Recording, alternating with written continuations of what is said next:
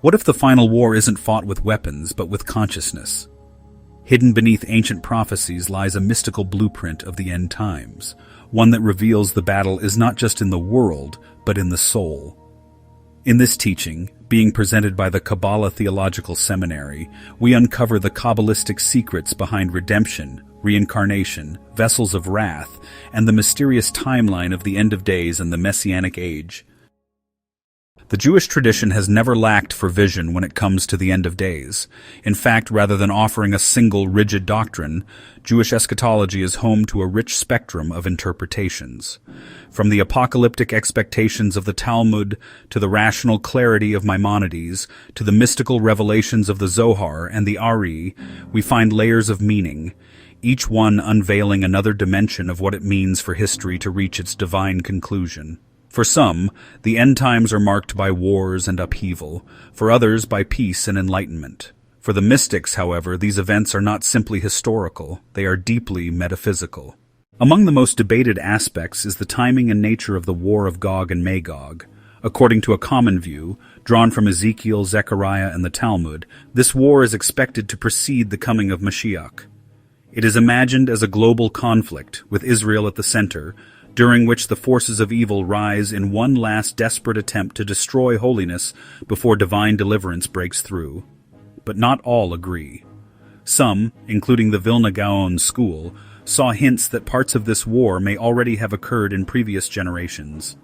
Others, like the Ramchal, offer a different model entirely, suggesting the final judgment and resurrection occur after the Messianic era, which opens new possibilities for when and why Gog and Magog might appear.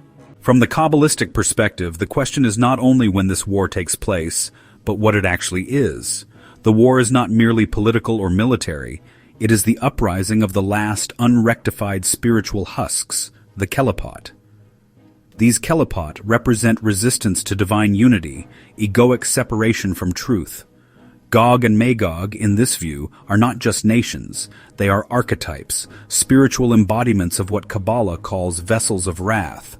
They are remnants of impurity that cannot integrate with the divine light, even after centuries of peace and revelation, and so they must rebel in order to be exposed and destroyed.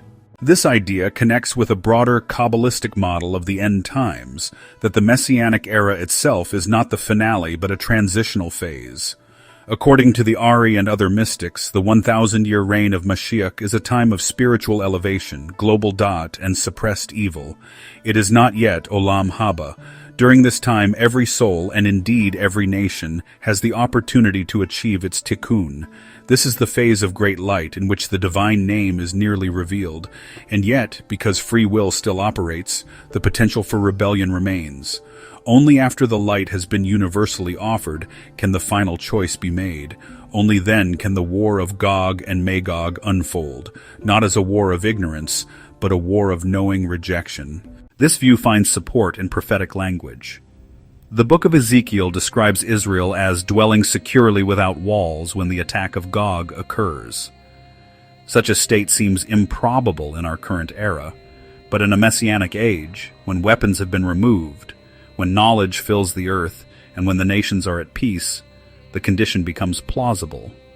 Kabbalistically, this state reflects a temporary tikkun of the world.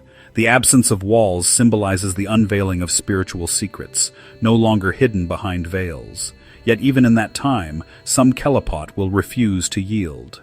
The war, then, is the final birur, the sifting of what can be redeemed from what must be dissolved. But Gog and Magog are only one part of the eschatological landscape. Other debates swirl around the identity and role of Mashiach himself. Maimonides describes him as a wise, righteous king, fully human, tasked with rebuilding the temple and restoring observance. Others, especially in Kabbalah, see Mashiach as something far more expansive, a state of divine consciousness descending into this world. In this view, the physical Mashiach is a vessel for what is called Mashiach Consciousness, Da'at Elyon, the supernal mind.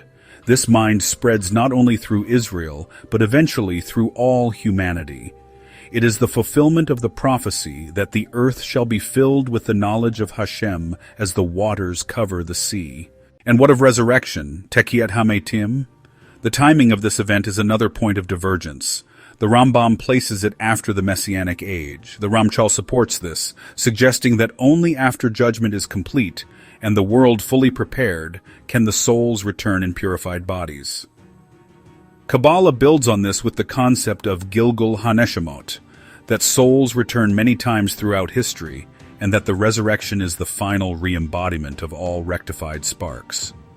Could it be, then, that many souls walking the earth today are the reincarnated fragments of earlier generations brought back for their final refinement? This leads to a powerful insight, one that reframes the entire concept of divine judgment. In Kabbalah, judgment is not retribution, it is separation. It is the sorting of light from darkness, truth from falsehood, unity from illusion. The valley of decision mentioned by Joel is not just a battlefield, it is a spiritual crossroad, a symbolic space where the soul must choose to ascend to the mountain of divine oneness or descend into the valley of separation. Every soul, and perhaps every moment, carries echoes of this choice. The process concludes when the last klipa is removed, when the last vessel of wrath is shattered, and the world becomes a vessel fit to hold divine light without resistance. This is Olam Haba, not a different world, but this world fully redeemed. The oneness of God, which has always been true in essence, will finally be true in expression. On that day Hashem will be one and his name one. Yet we are left with questions. Could Gog and Magog be a process rather than an event? Could Mashiach Consciousness already be seeping into the world in ways we fail to recognize? And what does it mean to prepare, not just outwardly, but inwardly, for a redemption that begins in the soul before it manifests in history? Jewish eschatology is a landscape of possibilities. Kabbalah helps us map its inner terrain. While many await signs in the heavens or political shifts on earth, the Zohar reminds us, the true redemption is a revelation of what was always hidden. The apocalypse is not the end, it is the unveiling. And when that unveiling occurs, the only question that remains is whether we will be ready to receive it. This teaching has been presented by the Kabbalah Theological Seminary, an esteemed school of higher learning where the ancient science and spiritual wisdom of Kabbalah are explored, studied, and applied to the mysteries of existence. At Kabbalah Seminary, seekers from all backgrounds are invited to discover the inner architecture of creation and the divine blueprint guiding both history and the soul. Please visit us at kabbalahseminary.org to learn more about the classes offered.